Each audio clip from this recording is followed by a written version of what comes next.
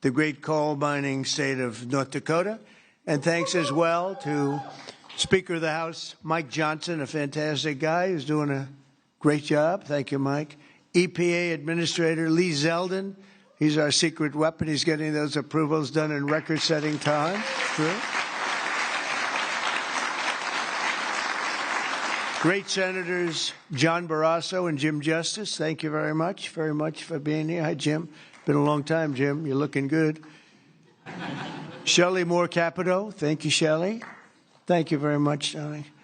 Marsha Blackburn, Bill Hagerty, Ted Budd, John Husted, Bernie Moreno, and David McCormick, all here, great senators, every one of them, great senators, representatives of the House, Jim Baird, Troy Balderson, Andy Barr, Dave Taylor, Warren Davidson, Troy Downing, Morgan Griffith, Brett Guthrie, Harriet Hageman, Mike Kelly, Dan Muser, Scott Perry, Carol Miller, Dana Harshberger, and Riley Moore. Boy, that's a good group of people. We have some others in here, too, and I'm not going to say it's just too many. Don't get angry at me. I'll never get their vote again. It's very dangerous.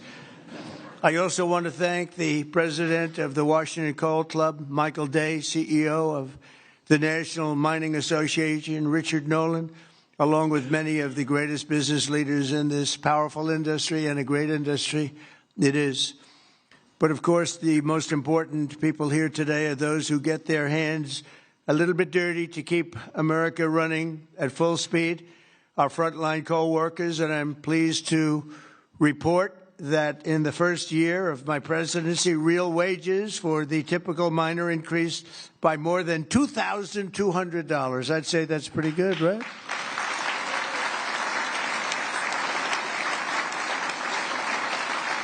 And I'll give you the bad news. It's the first time that that's happened in more than 27 years. All right? Those other presidents didn't take good care of you. They didn't take good care of you at all. They didn't realize what they had. The last time many of us were together, I signed a historic executive order to ensure that America's beautiful clean coal plants would keep running when we need it most, and that's 24 hours a day in rain, sleet, and snow. You know, coal can operate when other substances can't. The Biden administration, he had no clue what he was doing. Shut down dozens of coal plants. They shut them down. Literally, it seemed like one a week, one a day. They were shutting them down left and right as fast as you could. They were paying people to shut down a coal plant. And if we had stayed on the ruinous path, we would have seen mass suffering and rolling blackouts all over the country. We would have had blackouts right now all over the country. We would have had a country that, worse than blackouts, every other thing would have been wrong with it, too, with all of the horrible things that took place at our border. And right now our border is 100% secure. First time in the history of our country, actually. And you see it all the time. So instead, when large parts of our country were hit with winter storms, it was coal that kept the power on. And it was coal that never was bothered by cold weather, warm weather. It's never bothered by anything. It just keeps on chugging, right? During this vicious storm, and they had some really bad ones, coal generation surged 31%, while solar and wind totally collapsed. I'm not a big fan of those crazy windmills that are all made in China. You know, they're made in China, but not used by China. Let's look for a couple of wind farms in China, see if you can find one. They sell us those things for fortunes, but we don't do them anymore. Have we done any this year, Doug? We're not going to do any, hopefully, for 4 years in this country. They're losers. They lose. You're supposed to make money with energy, not lose money with energy. And they lose a lot of money.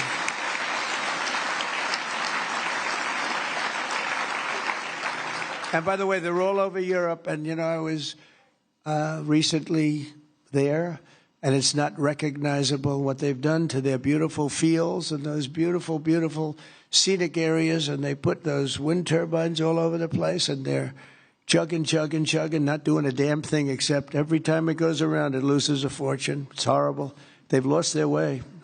Not recognizable. And then I wonder why they don't like me over there, but You know who likes me over there? The people like me over there, I can tell you, because they know I'm right. More than 200 million Americans across 35 states were impacted by the storm, and the only reason most were able to take a hot shower was thanks to the power provided by the most reliable, dependable, and really dependable form of energy that we have, and that's clean, beautiful coal. Biden and the radical left wanted to abolish coal. They did everything they could, everything possible. But on day one of this administration, I ended the war on coal. We terminated the Green New Scam, and we withdrew from the unfair, one-sided Paris Climate Accord. That was another beauty we had. We paid $1 trillion. Nobody else had to pay 10 cents. Already I've saved 74 coal power plants from crushing restrictions and closures that would have been forced to shut down in the very immediate future. And today I'm proud to announce that the Tennessee Valley Authority is taking action to save 2 major coal plants in Tennessee. Tennessee Valley Authority.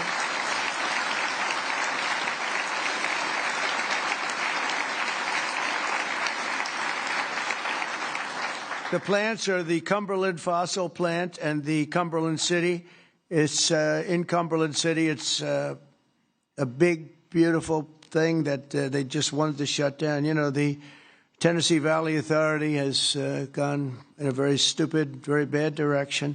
The head of it, it's considered sort of semi-private. It's supposed to be semi-public, but it's semi-private.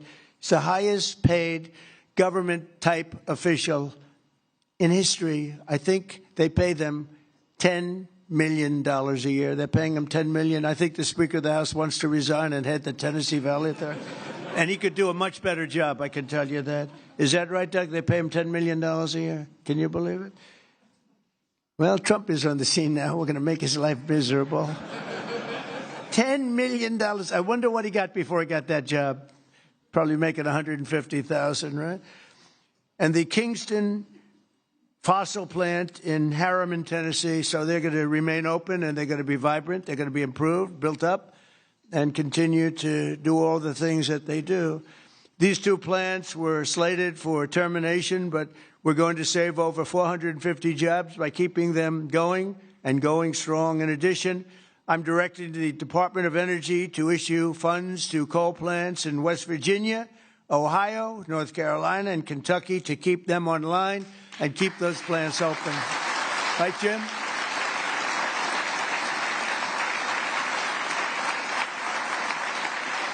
And very importantly, we're also bringing our coal mines roaring back to life. Under 4 years of the Biden administration, Sleepy Joe, not a single permit was approved for a new coal mining project. Think of it. 4 years, not one permit. They were all being disapproved, actually. So not a single permit was approved. I didn't know that. But in 1 year of Trump, we've already approved over 70 permits for very big, very powerful mines that are going to be with us for many, many years to come. And we did that over the last 30 days. We did more than half of them because we have the system going now. It's a very reliable source, great source. If you look at some of the most prosperous places in the world, they run on coal. Since I took office, coal production is up by nearly 4 million tons a month after falling for decades. I mean, literally decades. Coal power generation is up by nearly 15% in my first year, and that number is going to be about 25 or 30% this coming year, at least. These pro-American energy policies are bringing energy prices way down. You see what's happening even with gasoline. I was in Iowa last week, and it was $1.85 a gallon. And many of them are $1.99 and $1.91. I saw we have them under $2 a gallon now. A little while ago, just a year and a half ago, they were at $3.50, $4, $4.50. In California, $7 because of the crazy taxes. Coal is one of the lowest priced energy sources, and it's probably considered by almost everybody to be the most reliable. It requires no subsidies because you make money with coal. More coal means lower cost and more money in the pocket of the American citizens and in the pocket, frankly, of the United States of America. That's not bad. Every once in a while, we have to take care of our country, right?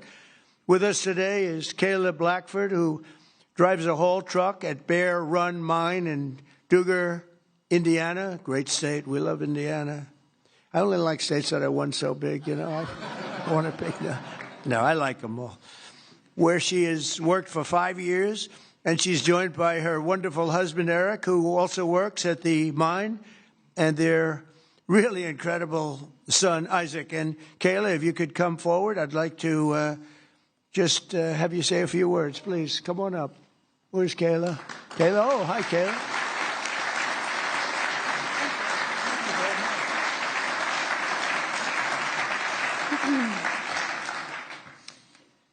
Thank you, Mr. President. As he said, my name is Kayla Blackford, and I am so proud and honored to be here today representing Peabody and coal miners across this country. My husband and I both work at Bear Run Mine in southern Indiana. I drive a haul truck, and I train others on this large piece of equipment. A haul truck is used to move rock or coal and is capable of carrying loads of nearly 250 tons. The tires are 12 feet tall. When I stand next to one, I barely reach the middle of the tire. It's the best job I've ever had, and not just because of the cool mom points I get for driving big equipment.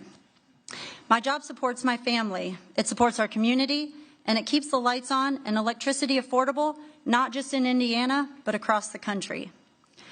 As demand increases and our lives become increasingly electrified, America needs to generate more electricity, not less. For years, coal miners have felt the weight of policies that made our future uncertain. Over the past year, that weight has begun to lift. My son, Isaac, who's here today,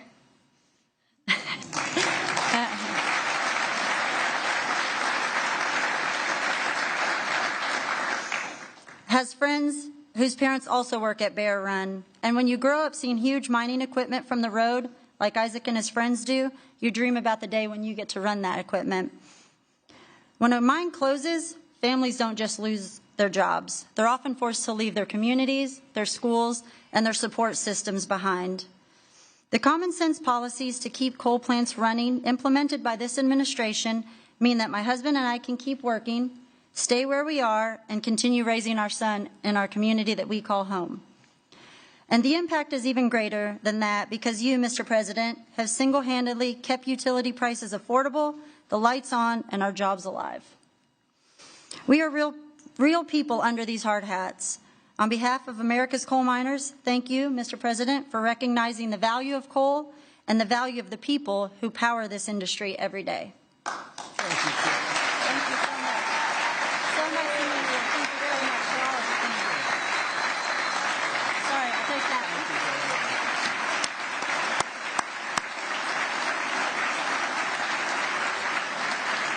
Good job.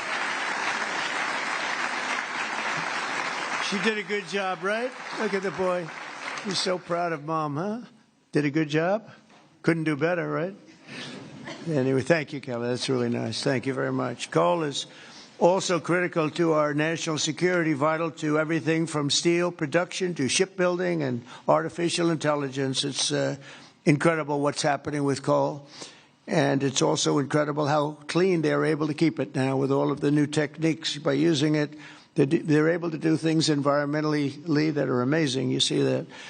That's why I'm also pleased to announce that in just a moment I will sign an executive order that directs the Department of War to work directly with coal plants on the new power purchasing agreements, ensuring that we have more reliable power and stronger and more resilient grid power. And we're going to be buying a lot of coal through the military now, and it's going to be less expensive and actually much more effective than what we have been using for many, many years. And again, with the environmental progress that's been made on coal, it's going to be just as clean. As some of you may know today, February 11th is Thomas Edison's birthday. There could be no better way to honor the legacy of the man who lit the world. Did you know that? The man who lit the world, Isaac. Do you know that? You ever hear of Thomas Edison? A little before your time, slightly. But then to reaffirm our commitment to American energy independence and the American energy dominance. We're going to be dominant. We are dominant right now. We have a new group of people that we're very close to, become very close to, and that's called Venezuela, where we're taking in this case, oil. We had 50 million barrels of oil that we have floating right now to Houston to be refined, and we're getting energy from all different sources. And so oil and gas is fantastic. So many of them are so good, but we're not going to use the bad ones. America is now the #1 energy producer in the world. We are by far #1. In fact, we're very soon going to be #1 by double what #2 is. And under our leadership, we're becoming a massive energy exporter. In just the past few months, we've made historic trade deals with Japan, Korea, India, and others to increase our coal exports dramatically. We're now exporting coal to all over the world, and the quality of our coal is supposed to be, I mean, I'm not an expert in coal, but I've been very good to the people that are. The quality of our coal is supposed to be the finest anywhere in the world. From West Virginia to Wyoming, from Ohio to Montana, and all across the country, we're lifting up our hardworking American miners like nobody has ever done before. We're bringing down costs of American consumers, and together we're making the most of the magnificent land that God gave us to rebuild the greatest economy and the greatest nation in the history of the world. Another one of my favorite words is the word tariff. You know, tariff is very, I know they want to hear that little story. I used to say it's my favorite word. They said, what about God? What about religion? What about family and your wife, your children? So now I make it my 5th favorite word. Oh, you have no idea. I suffered. I was suffering from the fake news media. They were going after me when I said it was my favorite word. So I make it #5, and I think I'm generally speaking okay. They'd like it to be a little bit later than that. But because of tariffs, you saw that it was just announced, our trade deficit has gone down. Now, if you go down 1 point, 2 points, you're like a genius. It's gone down 78%. 78%. Can you believe it? And we have to fight. Right, Speaker? And we have to fight. Just came out. Everyone's saying, that can't be right. 78% reduction in our trade deficit. And next year, we're going to be positive if we keep it all going. We're waiting for a very important decision from the Supreme Court. But I want to thank the speakers here because you have fought with me. You got it very early. Now almost everybody's getting it. But it's numbers that we've never seen. The other thing is breaking 7,000 on the S&P, and very importantly, 50,000 yesterday. 50,000 we broke on the Dow. And if you remember, when I won, they said if he could ever produce 50,000 by the end of his 4th term, by the end of his 4th year, it would be unbelievably successful. Well, we produced 50,000 in excess now, went up today, in excess of 50,000 at the end of my 1st year. So that's some difference, and that's because of tariffs. So we're doing numbers that nobody thought were possible. The economy is rich. I tell the story that in Saudi Arabia, the king said, you know, sir, a year and a half ago, we were all saying you were a dead country, and now you have the hottest country anywhere in the world. That's true. We're the hottest country anywhere in the world, and a lot of reasons. So once again, I'd like to thank you for the tremendous honor of being here, and especially these gentlemen in the front row and a couple of you in the second row. What happened to the guys in the second row? They couldn't make it to the front. What's wrong with them? They don't shovel it as well, right? But I want to thank you and invite the chairman of our National Coal Council, Peabody Energy CEO, which is a great company, by the way, Jim Grech, to come up and say a few words. Please, Jim. Thank you very much.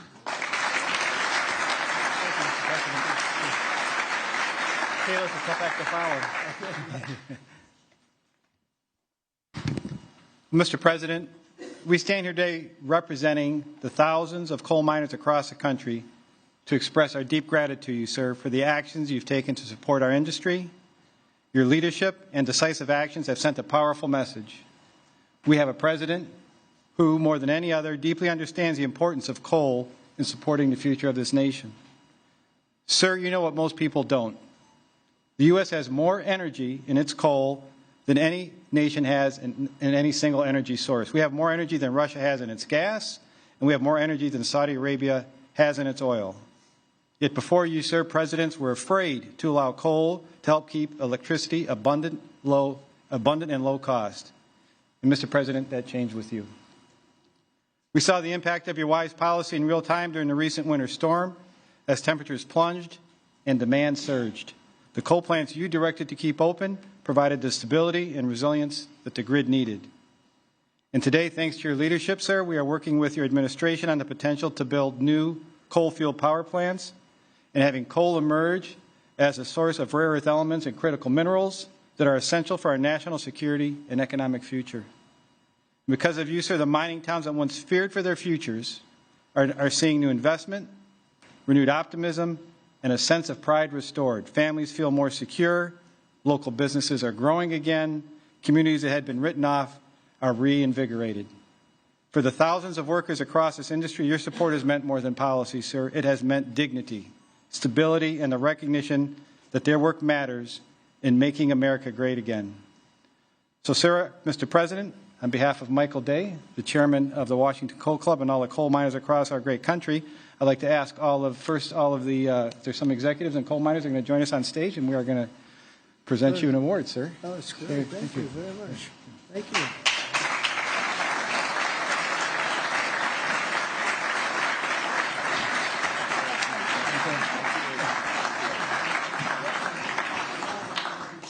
Thank you very much.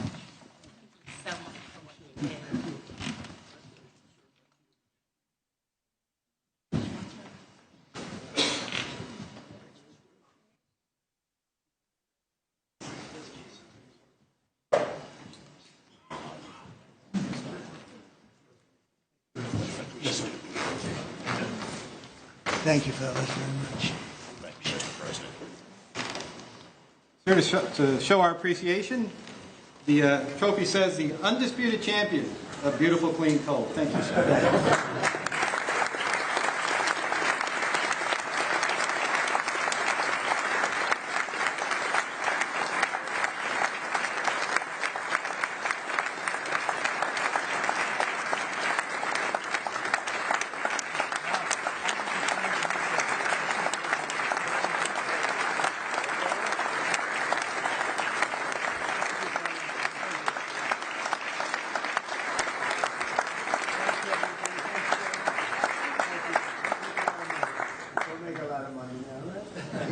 Great to bring it back. You were treated very badly, and now you're treated really well. Thank you very much. Thank you, everybody, very much. Appreciate it. Speaker, thank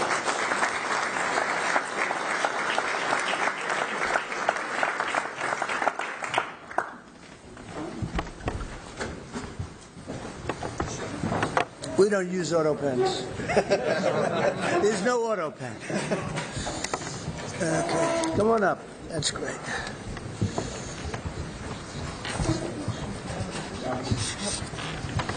Down, please.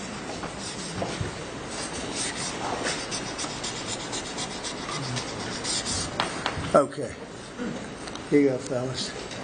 Take these.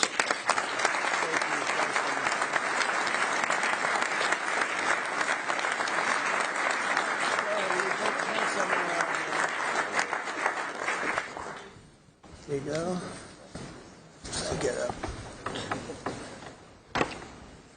Okay, come on. You guys okay? Yes. Good.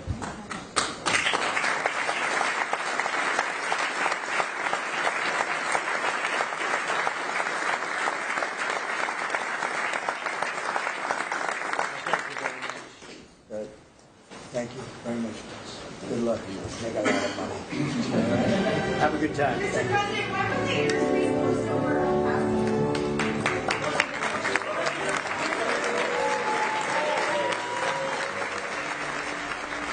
And again, you were just listening to President Trump participating in the Champion of Coal event at the White House. The president thanked the numerous lawmakers and officials who were in attendance, including Interior Secretary Doug Burgum and Speaker Mike Johnson, just to name a few. Trump said in the first year of his presidency, real wages for the typical miner increased by more than $2,200. He blasted the Biden administration and the far left for wanting to abolish coal, but said on day one of his presidency he ended the war on coal. Trump went on to tout coal as the most dependable form of energy and noted how 2 coal plants were going to be terminated, but his administration is going to save over 450 jobs by keeping them open. He then said he's directing the Department of Energy to issue coal grants to a number of states to keep them open. The president then invited coal miner Caleb Blackford to the podium, where she commended the president's actions to continue coal mining.